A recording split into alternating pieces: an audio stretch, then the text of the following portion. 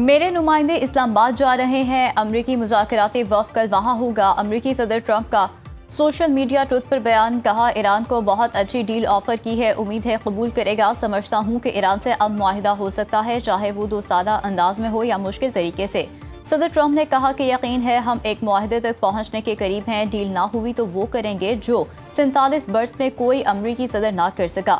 ایران کی killing machine کے خاتمے کا وقت قریب ہے۔ آبنائے ہرمز کی بندش سے ایران کو یومیہ $50 کروڑ کا نقصان ہو رہا ہے۔ ڈیل نہ ہونے پر ٹرمپ کی ایرانی بجلی گھروں اور پلوں کو اڑانے کی پھر دھمکی۔ ایران نے کل آبنائے ہرمز میں گولیاں چلائیں، جو کہ جنگ بندی معاہدے کی سنگین خلاف ورزی ہے۔ ادھر امریکہ کی ایڈوانس ٹیم خصوصی طیارے سے اسلام آباد پہنچ گئی۔ امریکہ ایران مذاکرات کا دوسرا دور، اسلام آباد کی سیکیورٹی مزید سخت، تعلیمی ادارے بند، ٹرانسپورٹ محدود، متبادل راستوں کا پلان جاری، ریڈ زون اور توسیع۔ ریڈ زون ہر قسم کی ٹریفک کے لیے بند، ہر قسم کی ہیوی ٹریفک کا داخلہ بند رہے گا۔ جی ٹی روڈ پشاور سے لاہور جانے والے ٹیکسلا سے موٹر وے، چکری انٹرچینج، چک بیلی روڈ سے رواد جی ٹی روڈ استعمال کرے۔ اسلام آباد اور راولپنڈی میں ہیوی ٹرانسپورٹ اور پبلک ٹرانسپورٹ کو تاحکم ثانی معطل کیا جا رہا ہے۔ جڑواں شہروں میں چلنے والی میٹرو بس سروس مخصوص اسٹیشنز تک محدود۔ بس سروس صدر سے کچہری اسٹیشن اسلام آباد تک چلے گی۔ اسلام آباد کی کامسٹس یونیورسٹی، اسلامک انٹرنیشنل یونیورسٹی، بارانی زرعی یونیورسٹی، راولپنڈی میں کلاسز کو آن لائن کر دیا گیا، نوٹیفیکیشن جاری۔ ایران کی صورتحال پر امریکی صدر ڈونلڈ ٹرمپ کی زیر صدارت سچویشن روم میں اہم اجلاس، آبنائے ہرمز سے متعلق نئی صورتحال اور ایران سے مذاکرات پر غور۔ میڈیا رپورٹس کے مطابق امریکہ ایران مذاکرات کی نئی تاریخ تاحال طے نہیں کی جا سکی۔ بریک تھرو نہ ہوا تو آئندہ چند روز میں جنگ دوبارہ شروع ہو سکتی ہے۔ وائٹ ہاؤس نے سچویشن روم اجلاس پر کوئی بیان جاری نہیں کیا۔ امریکی نائب صدر جے ڈی وینس، وزیر خارجہ مارکو روبیو، وزیر جنگ پیٹ ہیگس اور وزیر خزانہ اسکاٹ بیسنٹ اجلاس میں شریک ہوئے۔ Chairman joint Steve Duncan, white house chief of staff Steve Witkoff اور ڈائریکٹر CIA کی بھی شرکت۔ امریکی سینٹرل کمانڈ کے مطابق بحری ناکہ بندی نے ایران کی سمندری تجارت روک دی۔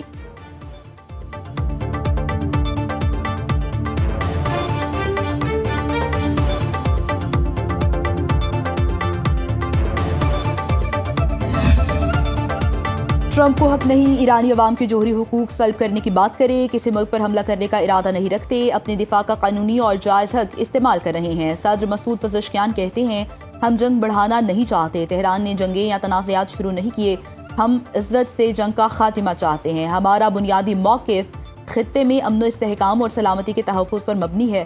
امریکہ اپنے مقاصد حاصل کرنے میں ناکام رہا، دشمن نے انفراسٹرکچر، سکولز اور اسپتالوں پر حملے کیے۔ ایرانی تہذیب تباہ کرنے اور پتھر کے دور میں بھیجنے کے بیانات دشمن کے عزائم ظاہر کرتے ہیں۔ ایران کو درپیش خطرات سے نمٹنے کے لیے فوج تیار اور متحد ہے۔ روس کی ایران سے افزودہ یورینیم منتقل کرنے کی پیشکش۔ روسی ریاستی جوہری توانائی ادارے روساٹم کے سربراہ نے کہا کہ ماسکو ایران سے افزودہ یورینیم کی منتقلی میں مدد کے لیے تیار ہے۔ الیکسی لیکاشیف کے مطابق روس ایران سے افزودہ یورینیم کی منتقلی میں کردار ادا کر سکتا ہے۔ تکنیکی مسائل کے ساتھ امریکہ اور ایران میں اعتماد کا فقدان بڑا مسئلہ ہے۔ روس کو ایرانی فریق کے ساتھ تعاون کا مثبت تجربہ حاصل ہے۔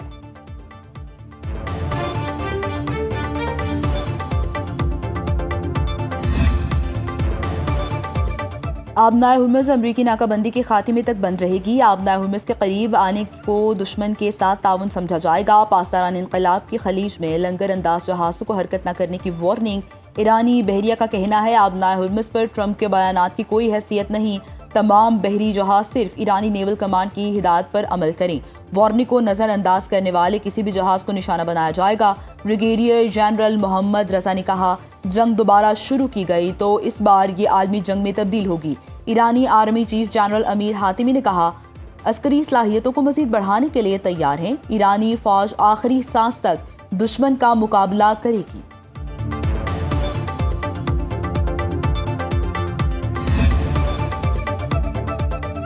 مذاکرات میں پیش رفت ہوئی مگر حتمی معاہدے میں ابھی کافی فاصلہ ہے۔ ایرانی پارلیمنٹ کے اسپیکر باقر کالیباف کہتے ہیں کہ امریکہ کا ناکہ بندی کا اعلان جاہلانہ فیصلہ ہے۔ دوسرے ممالک آبنائے ہرمز سے گزر سکتے ہیں مگر ہم نہیں، یہ ناممکن ہے۔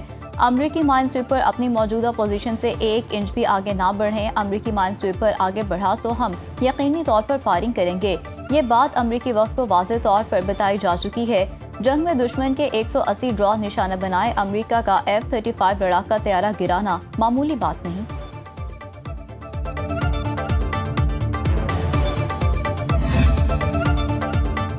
ایرانی قومی سلامتی کونسل کا پاکستان کی ثالثی پر مکمل اعتماد کا اظہار۔ کہا پاکستان کی ثالثی کے ذریعے نئی امریکی تجاویز کا جائزہ لیا جا رہا ہے۔ فیلڈ مارشل عاصم منیر دونوں ممالک میں بطور ثالث کردار ادا کر رہے ہیں۔ مذاکراتی ٹیم قومی مفادات پر کسی قسم کی رعایت نہیں دے گی۔ جنگ کے مکمل خاتمے تک آبنائے ہرمز پر کنٹرول رکھا جائے گا۔ دشمن کی ناکہ بندی جاری رہنے تک آبنائے ہرمز بند رہے گی۔ آبنائے ہرمز سے گزرنے والے جہاز کو فیس ادا کرنا ہوگی۔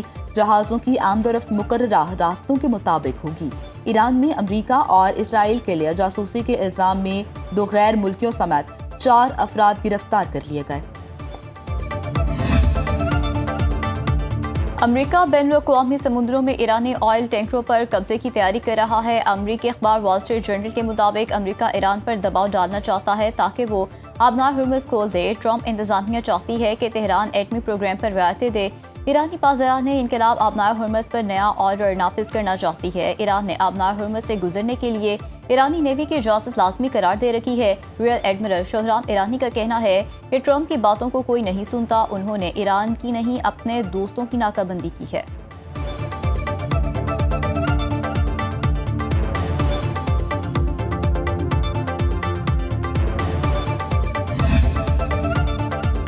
ایرانی بحریہ دشمنوں کو شکست دینے کے لیے مکمل تیار ہے۔ سپریم لیڈر مجتبیٰ خامنہئی نے کہا ہے کہ امریکی منصوبوں کے خلاف ایرانی فورسز ڈٹ کر کھڑی ہیں۔ ایران کو توڑنے کی خواہش کو ناکام بنا دیا جائے گا۔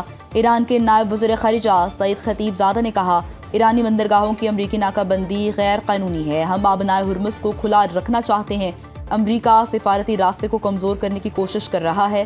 مذاکرات کے دوسرے مرحلے کی ابھی کوئی تاریخ طے نہیں ہوئی۔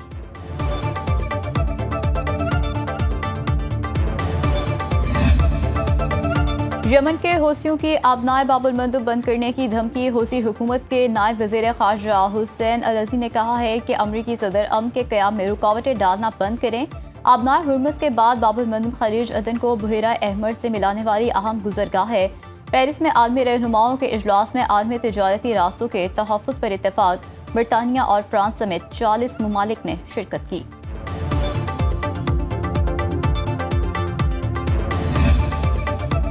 نیتن یاہو نے ڈونلڈ ٹرمپ کو جنگ میں دھکیلا۔ ایران جنگ کا فیصلہ امریکی عوام کی خواہشات کے برعکس ہے۔ سابق امریکی نائب صدر کملا ہیرس کی ٹرمپ پر تنقید۔ کہا ٹرمپ ایسی جنگ میں کودے جو امریکی عوام نہیں چاہتے تھے۔